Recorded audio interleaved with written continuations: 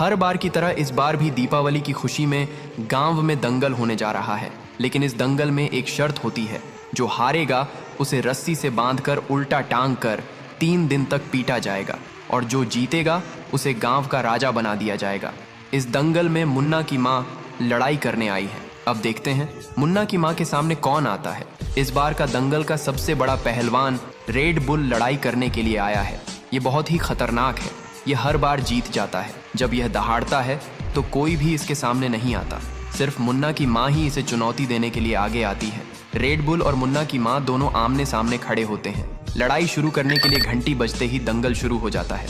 Red bull बहुत ही खतरनाक था। उसने मुन्ना की माँ को ऐसे उठाकर पटका कि वहीं पर उनकी मृत्यु हो गई। लेकिन छत पर से मुन्ना दंगल देख रहा था। अपनी माँ को मृत्यु और घायल होते देखकर उसने छत से छलांग लगाई और अपनी माँ के पास आकर कसम खाई, माँ मैं तुम्हारा बदला जरूर लूंगा रेड बुल से। मुन्ना जंगल में वहां से चला गया। वह वहां रोज अपनी माँ को याद करके रोता है और बदला लेने का संकल्प करता है। वह रोज 50 किलो फल खाता है, सुबह 500 किलोमीटर तक पानी में दौड़ता है और पहाड़ों पर जाकर बड़े बड़े पहाड़ उठाता है।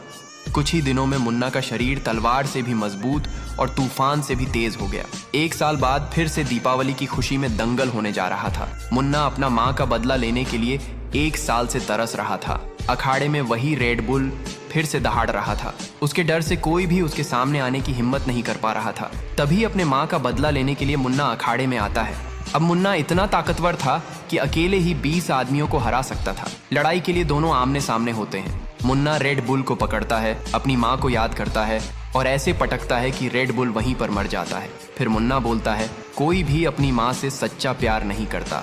अगर करता तो मेरी माँ के लिए कोई एक लाइक और सब्सक्राइब तो जरूर करता।